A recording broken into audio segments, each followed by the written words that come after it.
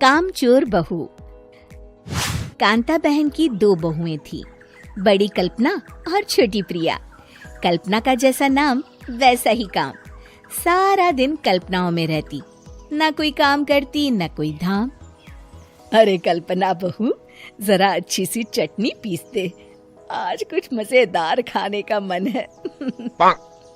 पेट में जलन हो जाएगी माँ जी बुढ़ापे में, और वैसे भी मेरा काम करने का वक्त शाम का है, अब प्रिया को ही बोल दो। इतना कहकर कल्पना वहां से चली जाती है। कांता कल्पना के ऐसे रवैये से काफी परेशान रहती हैं। मैं बना देती हूँ माँ चटनी।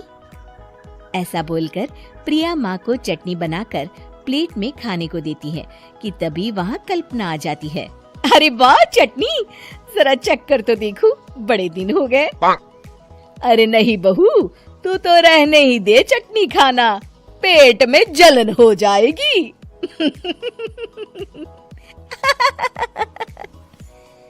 इतना कहकर कांता और प्रिया दोनों हंसने लगते हैं। कल्पना सारा दिन या तो मोबाइल में यूट्यूब देखती या फिर सोती रहती। उसका कमरा भी बिखरा और गंदा रहता।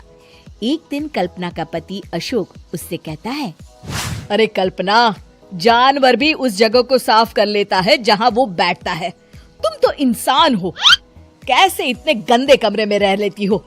देखो सारा सामान यहाँ वहाँ बिखरा पड़ा है। ज्यादा अपनी माँ का बोल ना बोलो। हाँ, कमरा तुम्हारा भी तो है, गंदा लग रहा है तो साफ कर लो। पता नहीं तुम्हारे साथ मैं कैसे जिंदगी बिताऊंगा। इतना कहकर अशोक वहाँ से चला जाता है। कल्पना बस खाना खाने कमरे से बाहर आती और फिर से कमरे में चली जाती।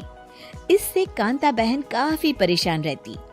एक दिन प्रिया कांता से कहती है, माँ, मैं सारा दिन काम करके थक जाती हूँ, आप कल्पना दीदी से कहिए ना कि सुबह और शाम का काम बांट ले।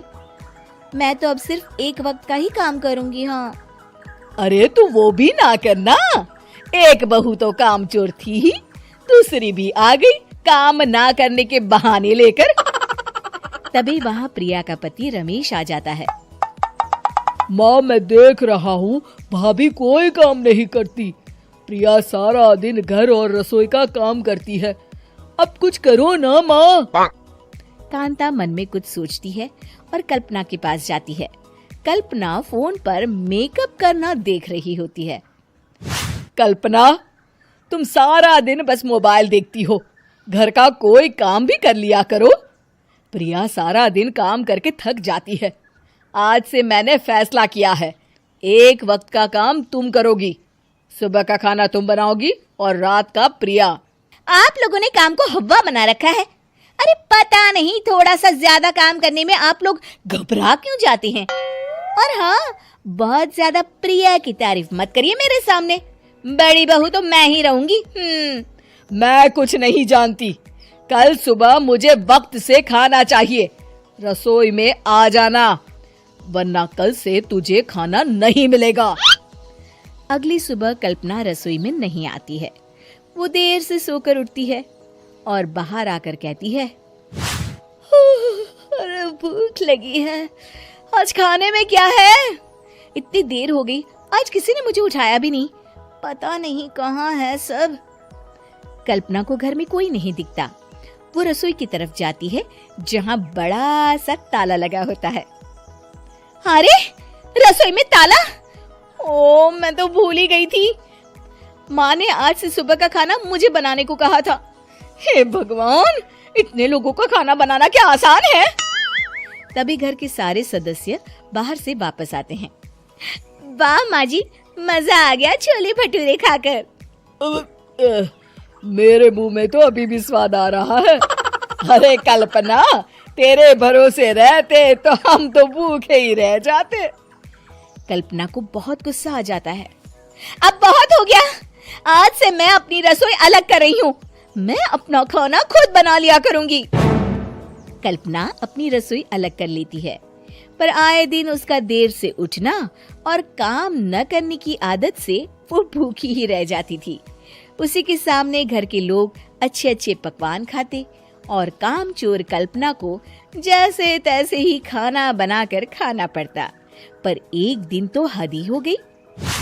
माँ, दीदी आज सुबह से कमरे से बाहर नहीं निकली, हमें जाकर देखना चाहिए। सो रही होगी कामचोर कहीं की, पर तुम कहती हो तो चलो देख लेते हैं उसे। कल्पना कमरे में पेट पकड़कर बैठी होती है। हाय मेरा दर्द, पेट दर्द के मारे मर रही हूँ मैं।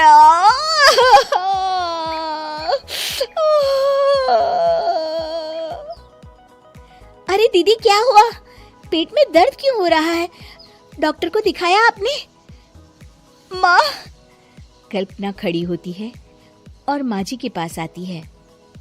मुझे माफ कर दीजिए, अब से मैं सारे काम में मदद करूंगी, कभी आलस और काम चोरी नहीं करूंगी। हाँ वो तो ठीक है, लेकिन अचानक क्या हो गया जो तू काम करने को तैयार हो गई? कामचोर कल्पना। माँ, लगातार बासी और उल्टा पुल्टा खाना खाने के कारण मेरे पेट में इन्फेक्शन हो गया है। काम न करना पड़े इसलिए मैं 2 दिन का खाना एक दिन ही बना लेती थी। बासी और खराब खाना खाने के कारण लेने के देने पड़ गए। पेट में दर्द हो रहा है। चलो अच्छा हुआ, देर आए दुरुस्त आए।